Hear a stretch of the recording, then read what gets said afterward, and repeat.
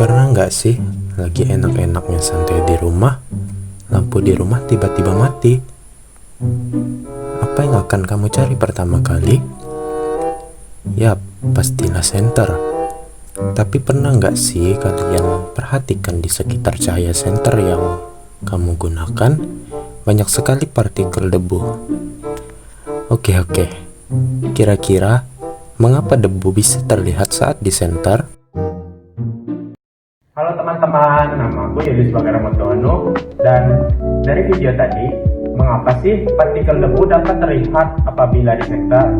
Nah, ketika cahaya senter diarahkan ke udara yang terkena debu dalam suatu ruangan gelap, kita dapat melihat berkas cahaya yang menyebar. Nah, hal ini terjadi karena partikel debu berukuran koloid, yaitu sekitaran 1 sampai 1000 nanometer yang menyebarkan cahaya yang mengenainya. Nah, penyebaran cahaya inilah yang dilakukan oleh partikel-partikel koloid ini disebut dengan efek Tyndall dan merupakan salah satu ciri khas dari sistem koloid. Nah, pada kesempatan kali ini saya akan membahas lebih banyak lagi terkait koloid. Nah, penasaran dengan videonya? Langsung saja kita nonton sama-sama.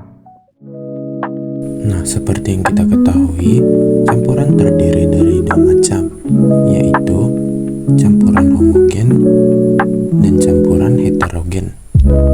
Campuran homogen merupakan campuran yang komponen-komponen penyusunnya tercampur secara merata dan seragam. Sementara campuran heterogen merupakan campuran dua atau lebih zat yang tidak tercampur sempurna. Artinya, komponen komposisi zat-zat penyusunnya tidak merata dan zat-zat tersebut masih dapat dibedakan. Nah, koloid sendiri merupakan campuran yang karakteristiknya berada di antara campuran homogen dan juga campuran heterogen. Oke, agar lebih mengerti, mari kita bandingkan antara larutan, koloid, dan juga suspensi. Untuk larutan termasuk campuran homogen yang zat-zatnya tidak dapat kita bedakan lagi di dalamnya. Maka dari itu, larutan termasuk ke dalam campuran satu fasa. Untuk koloid, secara makroskopis dapat kita lihat sebagai campuran homogen. Tetapi, jika diamati secara mikroskopis, koloid merupakan campuran heterogen. Maka dari itu, koloid termasuk campuran dua fasa. Untuk suspensi merupakan campuran heterogen yang zat-zatnya dapat dibedakan. Maka dari itu, suspensi termasuk ke dalam dua fasa.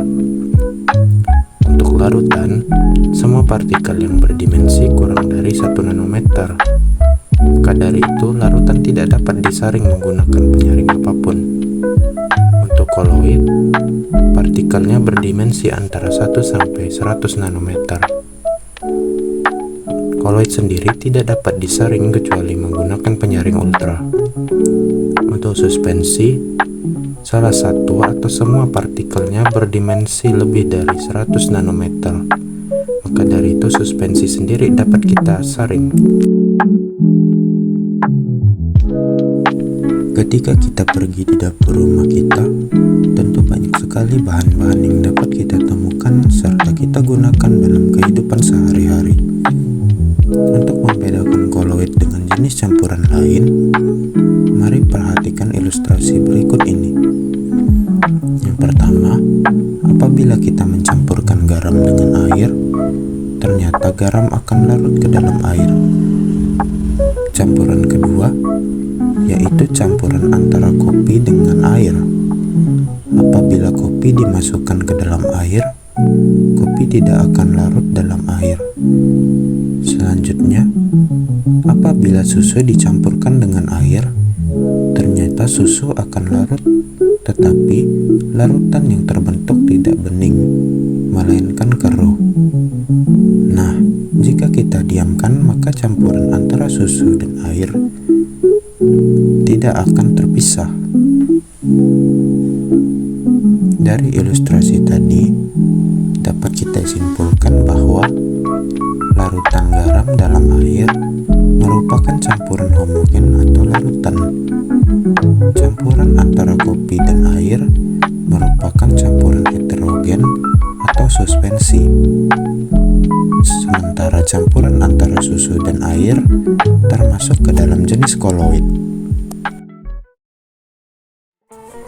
Komponen sistem koloid terdiri dari dua macam, yaitu fase terdispersi dan medium terdispersi. Untuk fase terdispersi berperan sebagai zat yang dimasukkan ke dalam sistem. Sementara medium dispersi merupakan medium tempat fase terdispersi tersebar. Nah, fase ini berfungsi sebagai pelarut dalam sistem koloid. Nah, jika medium dispersi dapat kita katakan sebagai pelarut, maka fase terdispersi merupakan zat yang tersebar pada pelarut tersebut atau tersebar pada medium terdispersi. Nah, dari komponen sistem koloid tadi dapat kita simpulkan bahwa fase terdispersi adalah susu dan medium terdispersi adalah air. Nah, itu dia tadi materi tentang koloid, dan semoga videonya bermanfaat, dan sampai jumpa di video selanjutnya. Dadah!